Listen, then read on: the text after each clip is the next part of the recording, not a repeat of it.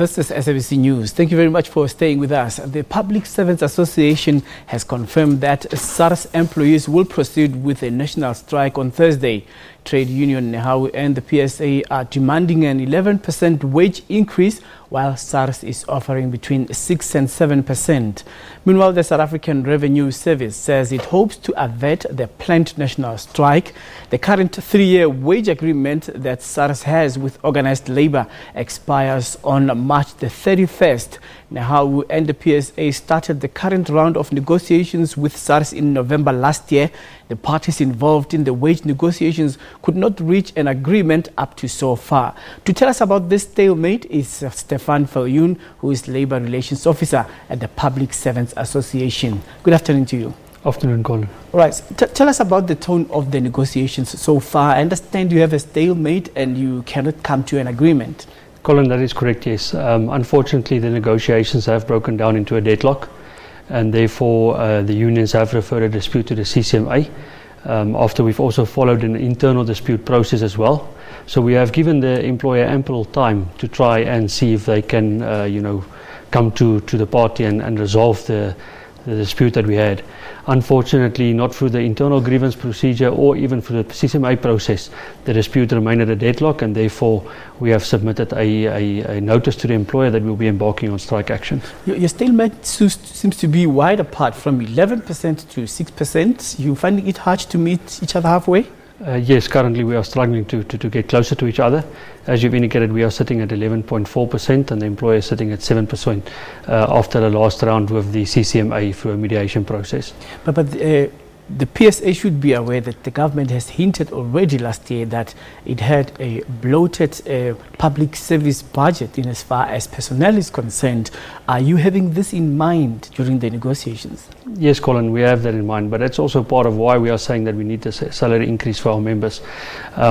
SARS have reduced its headcount from about 14,000 employees in 2014 to just over 10,000 employees. So you can see there's a drastic reduction. For us, it's almost a retrenchment exercise which SARS have undertaken. Now we're expecting these employees that have remained behind to also still collect the same amount of revenue, even with an increased budget year on year, but it's just not possible because you have less hands on the ground that will be able to go and collect that revenue. So therefore we are saying our members have to work harder. They have to even systems that are failing have to work past that, and yet they deserve something to make it worthwhile for them. You're also having other demands as well regarding benefits? Yes, we do have other demands regarding benefits. We are also requesting that a new prenatal and vaccination leave be introduced for our members at SARS. We want this salary agreement to be a 1-year salary agreement. We're also requesting that family responsibility leave should also be in a 3-year cycle, similar to what your current sick leave cycle is in a 3-year cycle for sick leave. And then also we're asking for a pay progression implementation. We have it already implemented in the previous wage agreement, but we just have to fine-tune the current principle with that itself.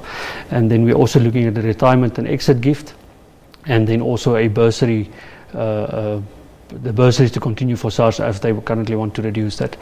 Why we are also saying that our members do need this 11% increase is that our members have really worked hard during this time itself, and they really deserve it. If I can just sorry 1 second. In fact, when you're still looking at that 11% increase, I mean, like looking at the inflation-related increase in negotiation, you are far way off the mark. Yeah, you see, Colin, currently we are saying systems or units within SARS needs to change. South Africa is losing about 50 billion through the illicit trade in tobacco. Also recently, like yesterday, there was another article about the illicit trade in finance or in currency that's also costing South Africa a lot of money. Now those units have been reduced or have been taken away through the mobilization project that have started in 2014, 2015 as well. And our members are the ones that's supposed to go and do that. So we're requesting to say, bring back these systems, implement them again so that we can go out there and can go and collect revenue for the country. Instead of then government coming, taking away money from SARS and then giving it for other state-owned entities like, for example, SIA and the struggling Eskom. You know, we cannot afford load shedding. Yet load shedding has been with us since 2008, and yet we haven't received an answer for that. So we don't want SARS to go the same way, that our systems will start failing because we don't keep up with the maintenance, and we don't appoint the correct people and appoint enough people to actually go and collect those revenues. Right, so right after this interview, you are heading up back to the negotiating table. From your side, are you prepared to budge? Yes, Colin, we'll have another session today with the employer starting at 6. As both organised labour, we have indicated that we are coming to try and resolve and avert the strike action. We do carry a mandate from our members, and we are prepared to execute that mandate. So how sure are you that the strike is going to go ahead? Or should we be saying that, tentatively speaking, you might find ground this evening and the strike can be averted? We are really hopeful that we can meet each other tonight and that we can avert the strike. But should we not meet each other, for us, it's all systems go. We are busy with full preparations so that on come the 28th on Thursday, that we can embark on that strike action. Will it be protected? It will definitely be protected. Yes, we've made sure that we followed all the prescripts according to the law to make sure that our members will not become, will be disciplined for any participation in the strike action. All right. Thank you very much for making time, and all the best with your negotiations. Thank you very much, Colin. Thanks for having me. All right. We're speaking here to Steffan Viljoen, who is the Labour Relations Officer at the Public Servants Association. Let's take a break, and when we come back, the program continues.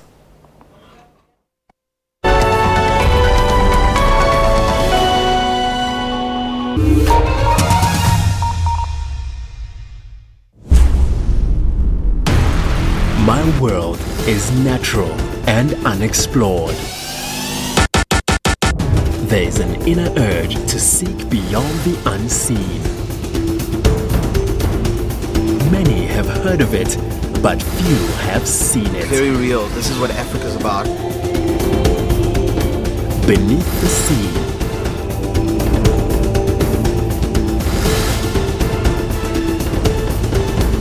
Over the mountains.